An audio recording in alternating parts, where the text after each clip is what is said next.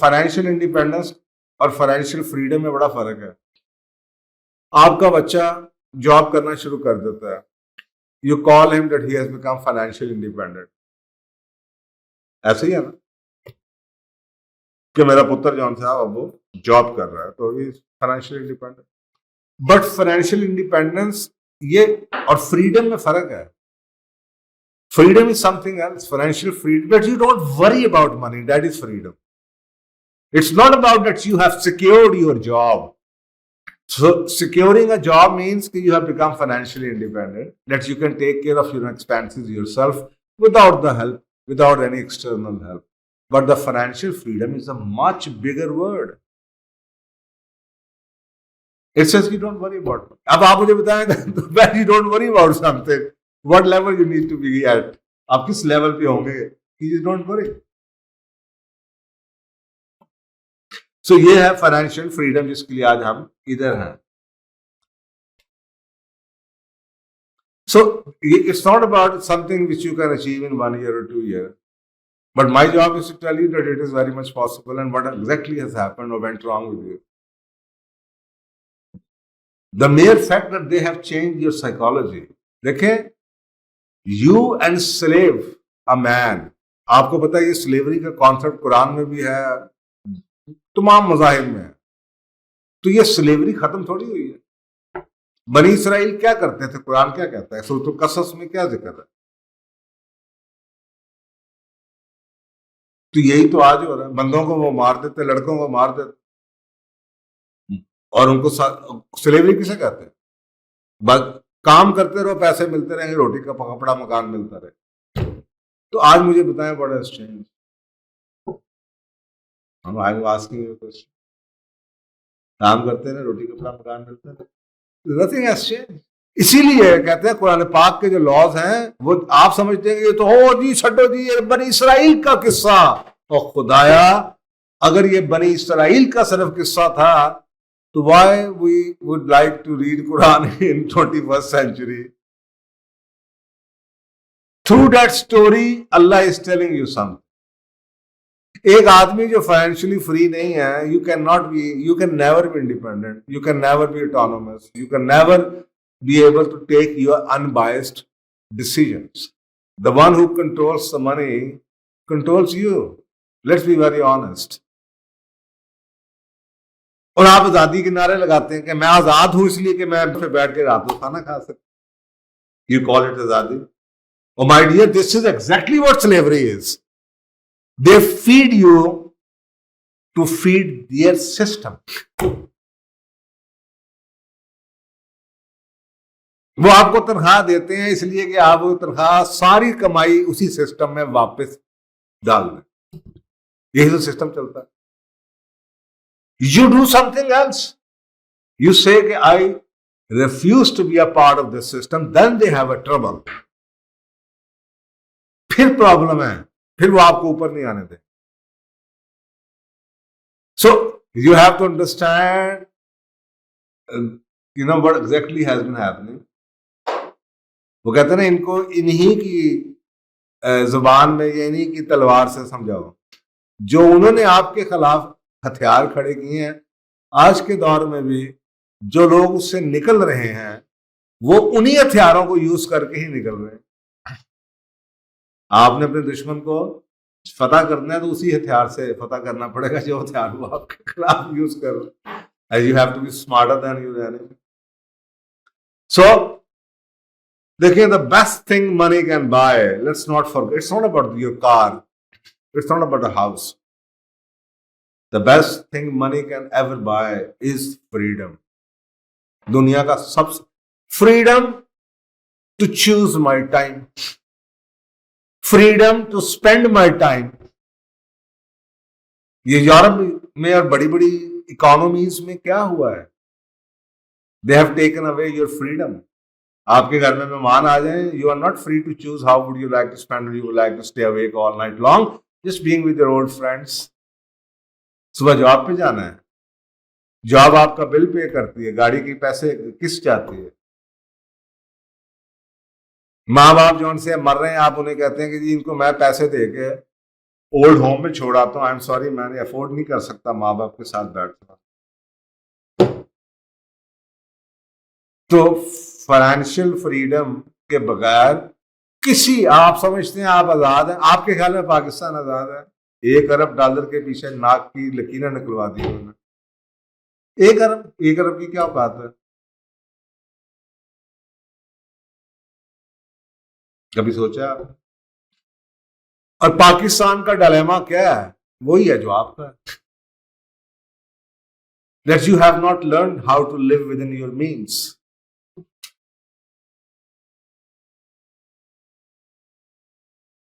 और स्लेवरी की लिमिट ये है कि आप अपने मुल्क के अंदर इंपोर्ट्स को भी बंद नहीं कर सकते। आप सोचिए, आप डूब रहे हैं, आपका घर नहीं चलता, घर के अंदर लाख रुपया आता है, 3 लाख रुपया आप खर्च करते हैं, और आपको कहा जाता है आप लाख रुपया 3 लाख ही खर्च करेंगे, आप बचाएंगे नहीं, उनसे सूद पे लिए जाए पैसे।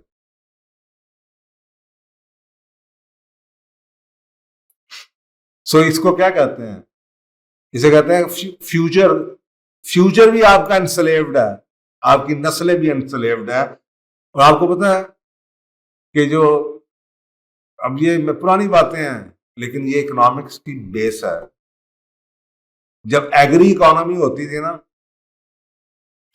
तो वो जो गांव, और पाकिस्तान में भी interior Sindh, interior Punjab, south Punjab जिसे आप कहते हैं, आप चले जाएं जमींदारों के अंदर, ये ऐसे लोग, ये अपने मजारे को, यहां तक के भट्टा, ये जो ईंटों के भट्टे हैं शहरों में भी, ये अपने मुलाजिम को कर्जा दे के अंगूठे लगवा लेते हैं।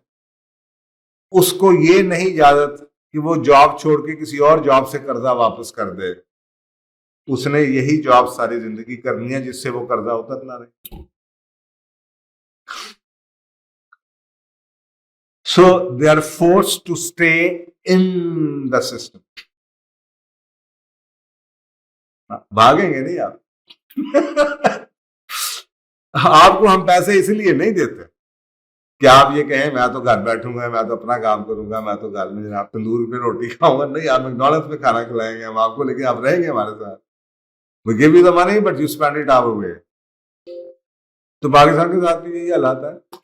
75 साल हो चुके हैं, कोई आप अपने मुल्क का फैसला नहीं कर सकते। The very first time you went to IMF till today आप फंसे हुए हैं, जैसे वो पठान के कर्जे में किसी तरह या जगीरदारों के कर्जों में लोग फंस जाते थे, आज भी मुल्क फंसे हुए हैं इसी सिस्टम के अंदर फंसे, और इसी में आप उसी सिस्टम का हिस्सा, और आपको ये नहीं पता। आप समझते हैं आप आजाद हैं, मुझे नहीं समझ आती कहाँ से आजाद है। शायद वो आपने एंथ्रोपोलॉजी नहीं पढ़ी, आपने सोशियोलॉजी नहीं पढ़ी, आपने साइकोलॉजी नहीं पढ़ी, आपने बुक्स जो इकोनॉमिक्स की बेसिक किताबें हैं, जो मार्क्सिज्म है, जो एडम स्मिथ की किताबें हैं, जो पॉलिटिकल इकोनॉमिक्स है कि मुल्कों को, सियासत को इकोनॉमिक्स के थ्रू कैसे चलाया जाता है, मुल्कों को कैसे खरीदा जाता है। आप कहते हैं हम आजाद हैं, पता नहीं कहाँ से। वो कहते हैं ना, इग्नोरेंस बात बड़ी ब्लेसिंग होती है। तो ठीक है, तो इग्नोरेंस में अगर आप समझते हैं आप आजाद हैं, तो ठीक है, आप आजाद ही होंगे। अल्लाह आपको आजाद रखे। So the times have changed, so it is a very uncertain global economic and political outlook. आपको तो सारे के सारे सब कुछ चेंज हो गया। एक तरफ आपको टर्की नजर आता है जिसका सत्यानाश फिरा हुआ है, महंगाई का हालत देख, तो इस तरह आपको रशिया नजर आता है। अच्छा, आप दोनों, अब रशिया के ऊपर भी सैंक्शंस लगी हुई है, बल्ले देखें वो कैसे धड़ल्ले से लगा हुआ, उसे कोई हाथ नहीं लगा सकता। और अगर रशिया को कुछ कह नहीं सकते, क्योंकि अगर रशिया का कुछ कहा तो पूरा यूरोप नीचे गिर जाएगा। बड़ा great situation they are in. तो बाकी लोग तो मौत पड़ जाती है अगर सैंक्शन का नाम लगे तो, लेकिन रशिया तो कहता लगाओ। लगाओ, क्योंकि वीट उन्होंने देनी है, ऑयल उनके पास है, वो ऑलरेडी ट्रेडिंग उन्होंने $9 शुरू कर दी है। लोग करेंसी के अंदर ट्रेडिंग कर रहे हैं, गोली मारो डॉलर को। तो अमेरिका को तो खुद यहां तक वो फंसा हुआ है रशिया, क्योंकि डॉलर की वैल्यू कम हो रही है, डिमांड कम होगी, क्योंकि रशिया को मौका मिल गया, उसने हम लोग का करेंसी में ट्रेड करेंगे, जाओ जन्नत में। तो आप सोचें कि क्या फर्क है रशिया में या टर्की में, और टर्की में या रशिया और श्रीलंका में या रशिया और Pakistan, because Russia is free and you are not. उन्होंने अपने औकात में रह के अपने आप को डेवलप किया, आपकी तरह नहीं कि आपको एक एग्री इकोनॉमी से आंखें बंद करके रियल स्टेट माफिया के हवाले कर दिया जाए और आपकी एग्रीकल्चर का सत्यानाश फिर जाए और आपका एक मेजर बिल होता है। ये मैं प्रोग्राम कर चुका हूँ 2 साल पहले कि मुल्क में होना क्या है, फूड का होना क्या है, याद है? 2 साल पहले आपको बता दिया कि फूड का, जिसके हाथ में फूड है वो बादशाह होगा। तो वो आपकी आंखों के सामने कहता है कि हम BMW मंगवाए, मर्सिडीज मंगवाए, या दाल या चावल और आटा मंगवाए, अवाम को भूखा मारना। यानी कि आप जैसा मुल्क, सो कॉल्ड एग्री इकोनॉमी, अपने अवाम को खाना नहीं खिला सकता, उसके लिए आपको डॉलर चाहिए, बिकॉज वीट लेनी है। कर्जे की गाड़ी में बैठ के हम छलांगे मार लोग इंप्रेस हो जाएंगे। तो यही है ना, कर्जा लेके आप अपने इमाम को गंदम को लेके देते, खुदा के बाद से मैं गंदम देता मर जाएंगे। तो ये इस वक्त हालात हैं, वल्नरेबल इकोनॉमीज हैं। आपकी टेक्नोलॉजी और रोबोटिक्स जौन सी हैं, वो नया जो अब ये नया एक रिजीम शुरू हो रही है, आपको पता है कि विद इन बाय 2030 हर जगह लिखा हुआ है, स्पेशली अगर आप वर्ल्ड इकोनॉमिक फोरम के द रीबूट के नाम से डॉक्यूमेंट पढ़ें तो 2030 के अंदर अबाउट 50% दुनिया की पॉपुलेशन अनएम्प्लॉयड हो जाएगी रोबोटिक्स की वजह से। तो नौकरियां तो आपकी वैसे नहीं रहनी। ऑलरेडी आपको पता है यूनिवर्सिटी के लोगों को जॉबें नहीं मिल रही, डॉक्टर सड़कों पे फिर रहे हैं। ये इस्लामाबाद में आप चाहिए, यूट्यूब पे बड़ी वीडियोस पड़ी हुई, पढ़े लिखे लोग बाहर से डिग्रियां लेके आए हुए हैं और बिरयानी लगा के घर चला रहे हैं। तो ये मुल्क का हाल है। हेल्थ हैजर्ड्स बढ़ते चले जा रहे हैं, पीस ऑफ माइंड लोगों का खत्म हो गया। कहते हैं कि सबसे बड़ा इस वक्त डिजास्टर है वो मेंटल हेल्थ का disaster. People are so much stressed, जिसकी वजह से the public health has reached at a level of red, क्या कहते हैं, रेड साइन। बिकॉज आपको अगर समझ आती हो मेडिसिन की या होलिस्टिक हेल्थ की, तो स्ट्रेस एक ऐसा किलर है जो आपकी इम्यूनिटी को मार देता है। इसका मतलब ये हुआ जिसको स्ट्रेस है उसको सब कुछ ही है, उसका डिफेंस मैकेनिज्म ही खत्म हो। 75% ऑफ द पॉपुलेशन दुनिया की वो क्रॉनिक स्ट्रेस में फंसी हुई है। This new world has given you so much stress. तो आप कब तक जिंदा रह लेंगे इतने स्ट्रेस के अंदर? People are falling apart. इतना प्रेशर है एक आदमी के ऊपर, जैसे वो बनी इसराइल की वो जो सूत्र कसस में आयत है कि इनके लड़कों को मार दिया करते थे, लड़कियों को आजाद छोड़ते थे। तो आज आप देखें लड़कियां कैसी आजाद हैं, कुछ भी कर सकते हैं।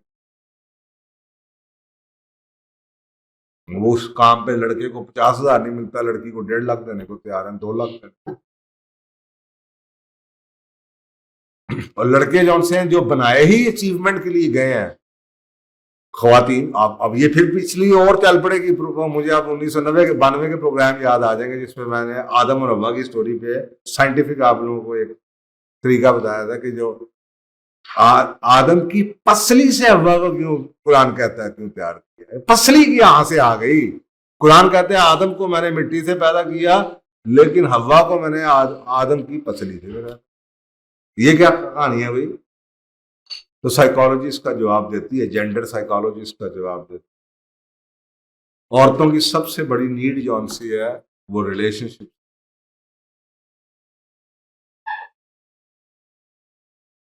और आदमी क्योंकि मिट्टी से पैदा हुआ, उनकी सबसे बड़ी चीज नीड मटेरियल है, अचीवमेंट, सक्सेस, पैसा, माल। कुरान में आयतें भरी हुई हैं, घोड़े, औलादें, जमीनें, सोना, चांदी, आदमी। तो अब अगर आदमियों की सक्सेस खत्म हो गई और बीवियां ने काम शुरू कर दिया और वो बीवियों से पैसे मांगने शुरू हो गए, तो आप सोचे कि आप बंदों के लिए तो ऐसा ही जैसे उनको मार दिया आप, वो ऐसे ही मर जाएंगे, डिप्रेशन के अंदर ही मर जाएंगे। बिकॉज उनकी बुनियादी नीड है रिजालुल कव्वामून अलन निसा, the man was supposed to be the protector of the woman, not the other way around. मैं कहता हूं कि किसी चीज की तक पहुंचने से पहले उसकी बैकग्राउंड को समझ लिया करें। तो अब ये इस तरह की तो पीस तो खत्म हो गया माशरे से। आपके सामने 5-6 दिन पुरानी खबर है कि लाहौर हाई कोर्ट के अंदर 500 तलाकें 10 दिनों के अंदर, खला, रिकॉर्ड टूट गए। और उनकी वजह क्या है, पढ़ी है, खबर पूरी पढ़ी है। वजह क्या थी? क्या नहीं, मर्दी की शादियां थी। और आपको पता है कि मैंने इस पे वीडियो बड़ी अरसा पहले बना दी थी कि जब औरतें आदमियों के अंदर वो खूबियां ढूंढनी शुरू कर देंगी जो औरतों की खूबियां थी, तो सबसे पहले सफर ये खुद करेंगी। क्योंकि जब औरतों ने खुद काम करना शुरू किया, अब वो क्या कहती हैं? अब वो कहती हैं ना, कमा तो मैं भी लूंगी, मुझे ऐसा हस्बैंड चाहिए जो फ्रेंड हो, जो बच्चों के डायपर्स चेंज करे, जो बहुत जेंटल हो, सॉफ्ट हो। भाई हमें तो ये नहीं बताया गया था कि आदमी को इस तरह सॉफ्ट और जेंटल होना, आदमी को तो रफ एंड टफ होना चाहिए भाई। औरतों को काइंड, कंपैशनेट होना चाहिए। तो जब औरतें ये ट्रेट्स आदमियों में ढूंढनी शुरू कर देंगी तो क्या होगा? उनको कवाम नहीं मिलेंगे फिर। तो वही हुआ, वो जो 500 तक खला दायर हुए हैं कि मोहब्बत की शादियां हुई क्यों? फ्रेंड है, कुलीग था, इकट्ठे पढ़ते थे, लेकिन कमाता नहीं था। वो आदमी है ना जो सारी जिंदगी कमा के खिला देता है, औरत नहीं खिला सकती। अल्लाह ने उसको बनाया नहीं, अल्लाह ने उसको लेने वाले बनाया, देने वाले नहीं बनाया। आपको सोचे ना, आप औरत से जरा फेवर ले लें, 50 गिनवाती है आप। अल्लाह ने उसको बनाया ही इसलिए था। तो अब अगर आप अल्लाह के कानून को ऐसे बदल देंगे तो क्या होगा? यही होगा जो हो रहा है। अब ये सुनना नहीं चाहता कोई। एक जमाना था कि मेरी इस मुल्क के अंदर मैं औरतों के राइट का सबसे, यहां तक कि मैं इतना वांटेड बंदा था कि मेरी किताबें, स्पेशली जब मैंने टुगेदर फॉरएवर लिखी थी 96-97 में, अदारों के अंदर वो सिलेबस का हिस्सा था। मैं औरतों में इतना इन था, because I was the first male person who stood up for protection of the rights of women. लेकिन आज की औरत मुझे गाली निकालती है। उसको नहीं पता कि ये वही बंदा है जो टुगेदर फॉरएवर वाला बंदा है। अब वो दूसरी आपको साइड सच बता रहा था, उसको भी सुन लो। वो चेंज होगी, जनरेशन चेंज होगी। अब जनरेशन चेंज होगी तो आप सच सुनना नहीं चाहते। सो इसी तरीके से अब रिटायरमेंट, लाइफ, खुशी, सुकून, जो चीजें मैटर करती हैं दुनिया में, उसकी कहते हैं ना, जब आप मास्लो की हायरार्की पे चढ़ते हैं, एक आदमी जिसका जो जो, जो बिल्कुल ही इनसिक्योर है, सबसे पहले आपको होता है security is the prime value. Security के बाद क्या है? खाना, फूड, शेल्टर। वो पूरी हो जाएगी तो क्या है? सोशल नीड्स, ब्याह करना है। फिर वो ब्याह करने के बाद अगली नीड क्या है? मैं कुछ बनना है। वो मेंटल नीड्स ना, सम, और उसके ऊपर सेंस ऑफ अचीवमेंट की नीड। अब ये ऐसे ही हायरार्की चलती है। तो जो दुनिया है आपसे थोड़ी सी आगे है, उन्होंने देख लिया कि पैसे ने उनके मुआशरे के साथ क्या किया। Now they are going back, they are taking a U turn कि let's go back to what really matters to us. कमाना, मेहनत करना किस लिए? There has to be an objective. I worked like a dog, but for what? For what? For something. And if that something is not there, what do I need? वो कहते हैं ना, वो किसी बंदा ने कहा, उसने कहा कि I am not interested in collecting the paper with the pictures of the dead president on it. एक बिलियनियर ये कह रहा है कि कभी सोचा है जो जिसको तुम इकट्ठा कर रहे हो उसके कागज के टुकड़े जिसके ऊपर डेड प्रेसिडेंट की तस्वीरें हैं, इसको मैंने क्या करना है? ओ भाई, इससे मैंने कुछ करना था, तो अगर मैं वो ही नहीं कर पा रहा तो मैंने इसको क्या करना है? इस कागज के टुकड़े को तो टिश्यू पेपर है. और यही हो रहा है. जब आप ऊपर पहुंचने तो आपको पता चलता है कि जो कुछ गुजर चुका है, जो लिया जा चुका है, इसके बदले में सेहत भी गई, सुकून भी गया, खुशी भी गई, खानदान भी गया, दीन भी गया, दुनिया भी गई. जाओ डुगडुगी पे जाओ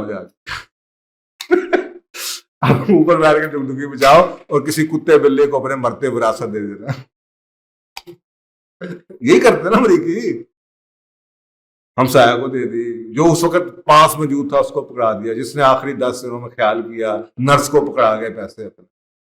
ये वो पैसा जिसके लिए तुमने सारी जिंदगी जान मार के अपने आप को मार दिया, ये है पैसा.